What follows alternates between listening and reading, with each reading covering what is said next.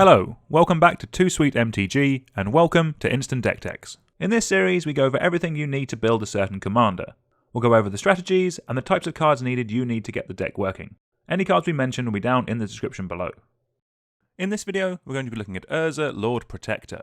It is 1 white-blue for a 2/4 legendary creature human artificer. It has artifact, instant and sorcery spells you cast cost 1 generic less to cast.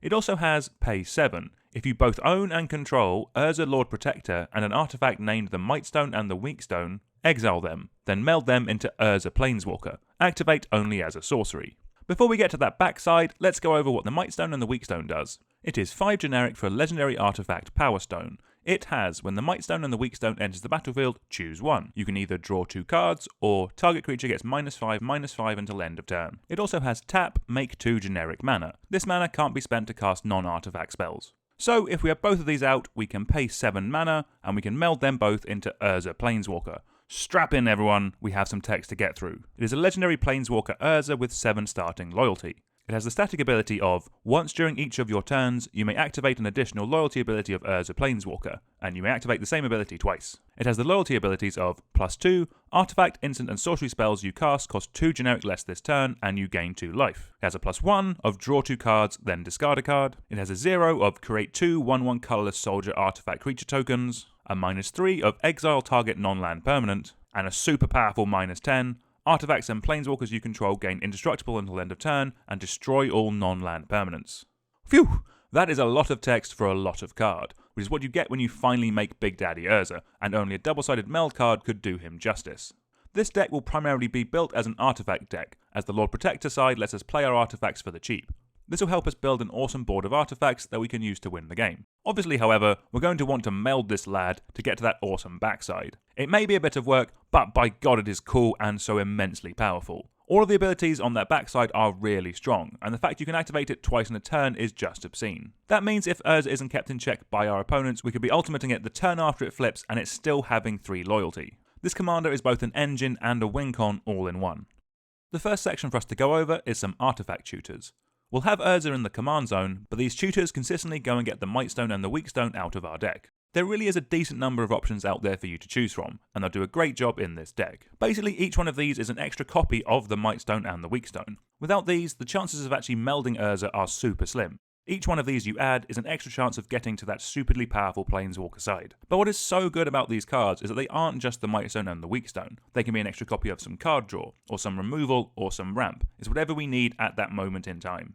Next up is our Artifact Matters section. This is a bit more general than our other sections. What we're looking for here is cards that reward us for all the artifacts that we'll be playing, and they just help bring the whole deck together. First up is Sai Master Thopterist. Sai is a really great card that rewards us whenever we cast an artifact spell, by giving us a 1/1 flying Thopter body. Then, when we have a bit of a board, we can cash them in for some card draw, so this really does a little bit of everything. Then we have Liberator, Urza's Battlethopter, and also Shimmer Myr. These are both really solid cards that let us flash in our artifacts whenever we want. It can let us flash in something scary just before it comes to our turn, so it can attack basically with haste, or we could flash in the Mightstone and the Weakstone and then untap and meld Urza straight away. What goes great with those is Unwinding Clock. These basically give all of our artifact creatures vigilance, but also untaps our mana rocks as well during our opponent's turns. Combine these with those flash enablers we just spoke about and you'll be dumping your hand in no time.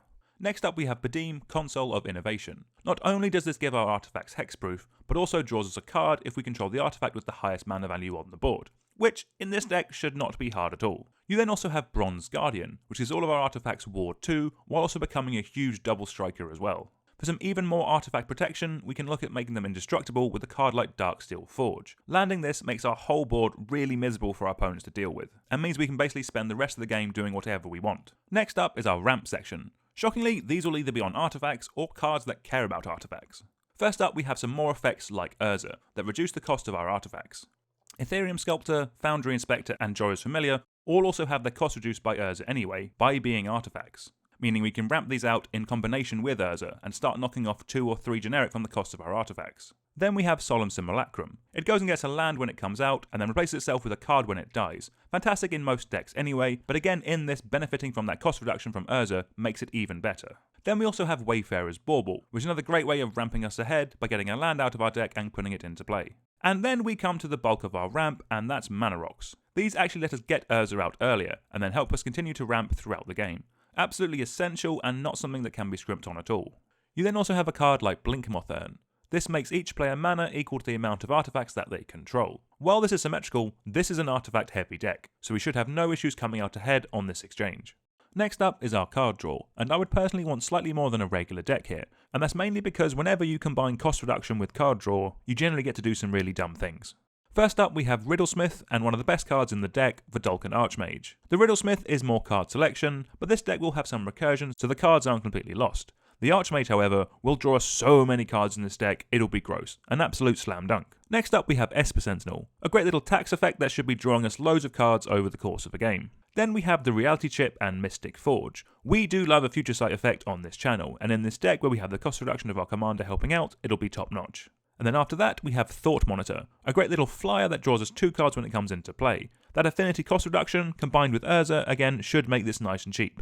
Then we have Research Thief. With all the artifact creatures we'll have in this deck, we're going to be able to chip in with some artifact creatures for some damage to someone. When we do, we'll draw some extra cards. Absolutely perfect. Next up is Mishra and Urza's Baubles. I really like these cards as they just smooth everything out while also adding to the artifact counter of the deck. Then we have Shurikai Genesis Engine, which is a really cool bit of card advantage that late game can use as an 8/8 beta to start hitting face with. Then lastly we have some instants and sorceries. You have your always good cards like Ponder, Preordain and Fact or Fiction, and then you have your artifact synergy cards like Thirst for Knowledge and Thoughtcast. All of these are just really solid options that will help the deck ticking over, and do remember Urza reduces the cost of these as well, so the more pricey mana ones do get more appealing. Moving over to interaction, and we have plenty of good options to go over. First up we have some of the best bits of targeted removal going. In this deck, Dispatch joins Swords to Plowshares and Path to Exile as a permanent way of taking something out. Then Pongify, Resculpt and Generous Gift are really solid options with some nice versatility. For some board wipes, we start with some artifacts, and we have Karn's Silex and Neverinil's Disc, but just when you really need to keep the board in check. Then after that you have some of the best sorcery-based board wipes out there. You have Supreme Verdict, Wrath of God and Time Wipe, and then you also have a Wrath that leaves all of our lovely artifacts around with Organic Extinction. Okay, let's move over to some protection. Our opponents really won't want us sparking up Urza, so this section is really important so that they can't stop us. First up we have some counter magic. What we're trying to do here is cut out any targeted removal our opponents might have. Cheap effects that counter non-creature spells are perfect here. It just means it's really easy for us to keep up that protection when we know we're getting close to flipping Urza over. Then you have a card like Spellskite, which gets reduced in cost by Urza and then sits there and lets us redirect some removal its way instead. You then also have effects like Silence and Grand Abolisher. These stop our opponents from casting spells on the turn that we're going to play the 7 mana and do the melding thing. Perfect for buying us some time. Next up we have some Recursion. We'll always have access to Urza, as it will go back to the command zone if it's ever removed, but having some extra ways to get the Might Stone and the Weak Stone back from our graveyard will be essential. First up we have Emry of the Lock and Hannah Ship's Navigator. Great creatures that let us repeatedly get artifacts back from our graveyard. Next we have cards that either bring back artifacts when they die or when another artifact dies. This happens very easily in Commander. They can either be blocking or just by eating a board wipe. Whenever they do, they'll get us back a key artifact, which will be fantastic. Moving over to our Wincons now, and we have some really impactful and cool ways of winning the game to go along with our melded commander. First up we have some big and some bad artifact creatures. Landing one of these and turning it sideways is always a great way of shortening a game of Commander in our favour. You have Sharding Sphinx, which makes us a board state super quickly. You then have Wormcoil Engine, which is a nightmare for our opponents to deal with. You also have Myr Battlesphere, which puts a load of artifacts onto the board and hits an opponent for a ton of damage. And then, obviously, we have Blightsteel Colossus for some infect death fun.